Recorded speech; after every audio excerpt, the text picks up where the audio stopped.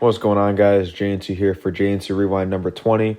And for this edition, we're going to be doing WWE Backlash of 2008. Yes, first pay-per-view post-WrestleMania. Yeah, so, of course, this is the first pay-per-view, as he said, post-WrestleMania 24, that is. So, here we are. This is the fourth. Well, actually, no, it's technically the fifth. But this is like the fourth pay-per-view of the year for WWE in 2008.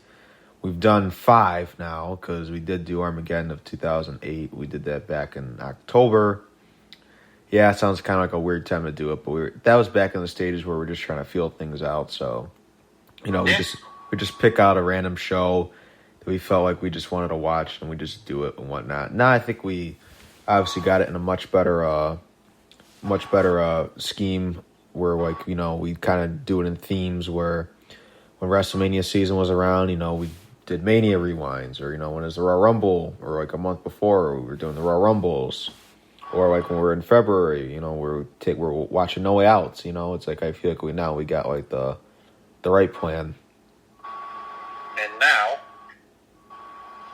we're in April, so now we do all the April pay-per-views. Yeah. And granted, there were other Manias that took place in April, but I feel like now the Mania is over. We're just kind of like past that time. So we'll be back. There'll be more down the road. Wish we could have gotten more in, but I think the ones we did get in were pretty good. So yeah, we got solid ones. So, yes, this is a Backlash of 2008. So let's start out with a little backstory. As noted, this would mark the first pay-per-view event post-WrestleMania 24, where you'd see a lot of feuds boil over from that night.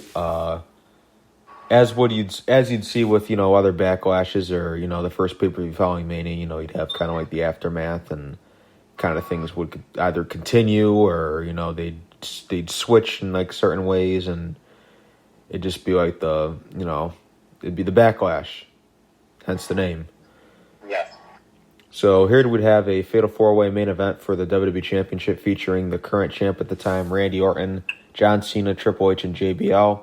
Of course, Orton, Cena, and Triple H would face off in a triple threat match for the gold back at WrestleMania, where we'd see Orton retain the title. JBL on the same night had defeated Finlay in the Belfast Brawl. On the March 31st, 2008 edition of Monday Night Raw, the night after WrestleMania 24, Randy Orton would gloat about him defeating both Triple H and John Cena, and would declare his reign as champion as the Age of Orton. JBL would interrupt and tell Randy that he himself, JBL, was deserving of a title match, having defeated Finlay in the Belfast Brawl, proving that he was the toughest superstar in Raw. Then in the following week's episode, Orton would believe that him and JBL should go one-on-one for the WWE title at Backlash, and Triple H would argue that he should be in the match because Orton punted him in the head as he was seconds away from pinning Cena. So Raw General Manager William Regal would add Triple H if he could win a handicap match against Orton and JBL. So if he wins that, he'd be added to the match.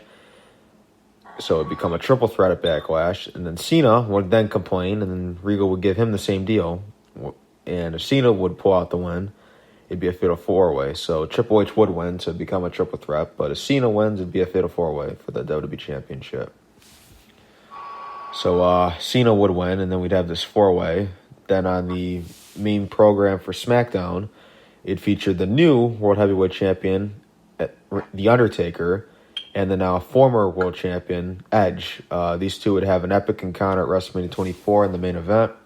One of the best Mania main events ever for sure.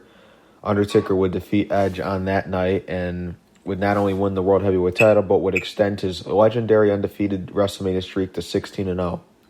Following that, on the April 4th, 2008 edition of SmackDown, the general manager at the time, Vicky Guerrero, would announce the championship rematch for Backlash. Another feud on SmackDown that deserves mentioning is between Matt Hardy and MVP. This feud dates back to the summer of 2007. Their first matchup would take place at the 2007 Great American Bash as they'd face off for the United States title, where MVP would defeat Matt to retain the title. Matt Hardy would continually try to challenge MVP for the United States Championship, but MVP would also to point out here, would go on to become the longest reigning United States champion in history up until this point. here in Backlash in April of 2008. MVP and Hardy would face off in several different challenges. MVP would want to prove that he's better than Matt at everything. So there would be a one-on-one game of basketball, a chess match, an arm wrestling competition, and much more. Entertaining segments. Then on the August 24th, 2007 edition of Friday Night SmackDown, MVP would tell SmackDown GM at the time, Teddy Long, that he's so good that he could win the WWE Tag Team titles with anybody. Then Long would agree to give MVP the title shot, but his partner would have to be the next person to enter the room, which would be Matt Hardy. So the next week, on the August 31st show, Matt Hardy and MVP would face Deuce and Domino for the WWE Tag Team Championships, and they'd go on to win. So both Matt and MVP would be the new tag champions over on SmackDown. Then that would also make MVP a double champion. They would go on to hold the tag team titles through November of 2007, where on the November 16th edition of SmackDown, The Miz and John Morrison would defeat them both for the gold. MVP would immediately invoke the team's rematch clause, but him and Matt Hardy would lose that match as well. Then following this, MVP would assault Hardy and damage his injured knee. This would put him out of action for several months in storyline, when in reality Hardy had suffered a ruptured appendix, which would sideline him. Then at WrestleMania 24, Hardy would return and cost MVP the Money in the Bank ladder match, reigniting this rivalry. On the April 4th, 2008 edition of SmackDown, Matt would face MVP in a non-title match in which he'd win, setting up the U.S. title match for this show. Then for ECW, we'd have the Kane and Chavo Guerrero program. That may sound weird, I know, but at WrestleMania of this year, Kane would defeat Chavo in mere seconds to become the ECW World Champion. Kane in the previous day had won, previously in the day, I should say, had won an interpromotional 24-man over-the-top rope battle royal to earn himself a shot for the title later in that night. And he'd beat Chavo in 8 seconds. They'd say I timed it. It was like 11, but regardless, Vicky Guerrero would book the rematch on SmackDown the following Mania. Yes, the SmackDown GM would book the ECW title match, even though both guys, I guess, were technically SmackDown guys, I think, really, but they'd end up just being on ECW with this whole thing. So on the April 8th edition of ECW, we would have the contract signing for the world title match for Backlash. During this, we would see the debut of Bam Neely, who would go on to be Chavo's associate, and along with Chavo, Kurt Hawkins and Zack Ryder would all join up and beat down on Kane. Chavo would then deliver a frog splash through the table. Then 2 weeks later, Edge on ECW would host the Cutting Edge, where his guest would be Kane, where we'd see La Familia following that all attack Kane, and Chavo would nail Kane with the steel chair multiple times. So those two would being both Chavo and Kane would face one another for the ECW title here. Then another program which we have to mention is between Shawn Michaels and Batista. For me, it's actually an underrated rivalry in some ways. This would all begin following WrestleMania, where Batista would be angered by Shawn Michaels defeating Ric Flair in the career-threatening match, which forced Ric Flair to retire. On the April 4th, 2008 SmackDown, the SmackDown following Mania, Batista would interrupt Shawn by calling him a selfish person. Batista would blame Shawn for not laying down for Flair and keeping his career intact, but Michaels would respond by saying Flair wanted him to bring his best, in which he did at WrestleMania. Then in the April 7th edition of Monday Night Raw, Chris Jericho would host the highlight reel, with his guests being both Batista and HBK. Tension between the two would further escalate. Following this, the match for Backlash would be announced.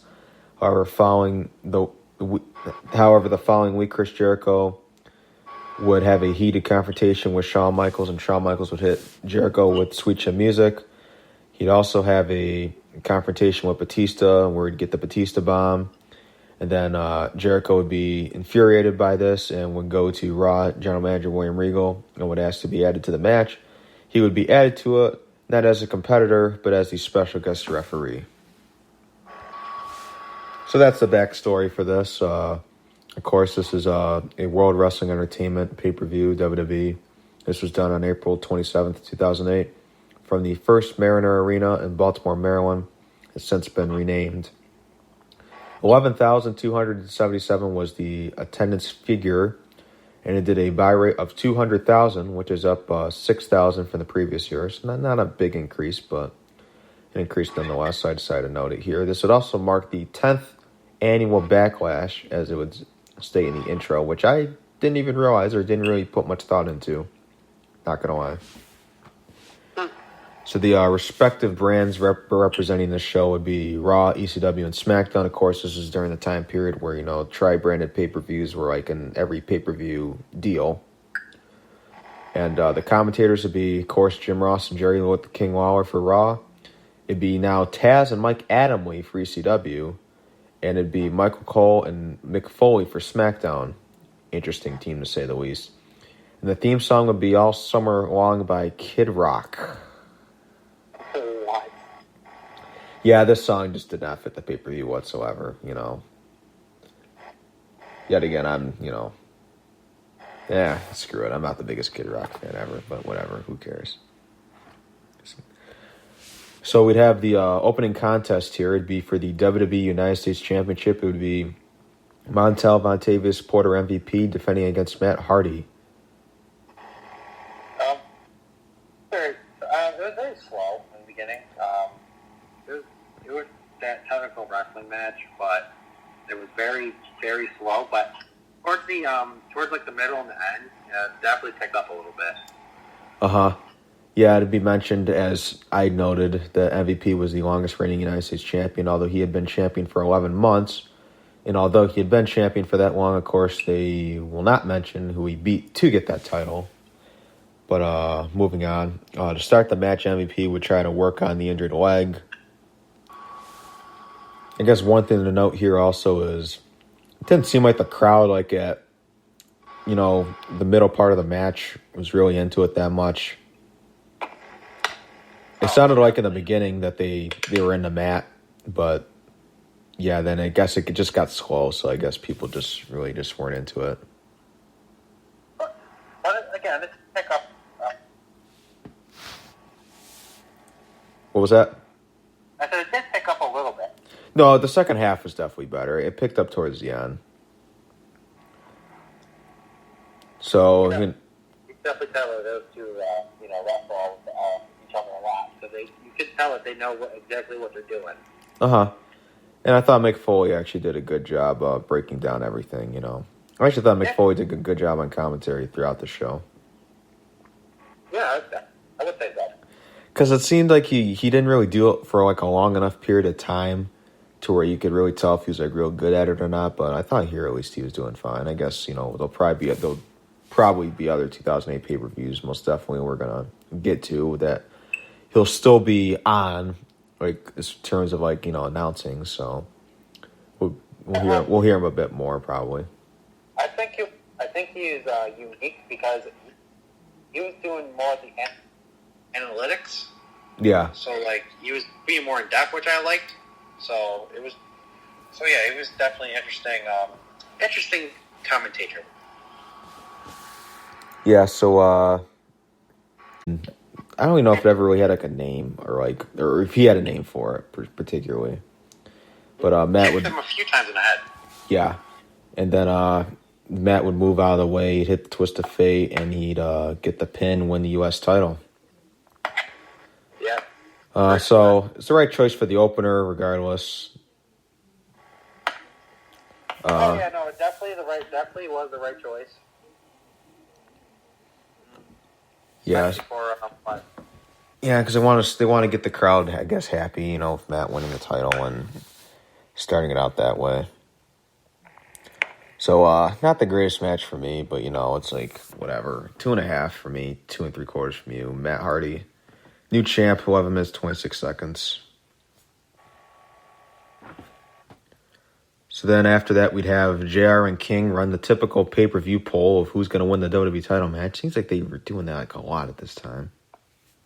Yeah, honestly, wait.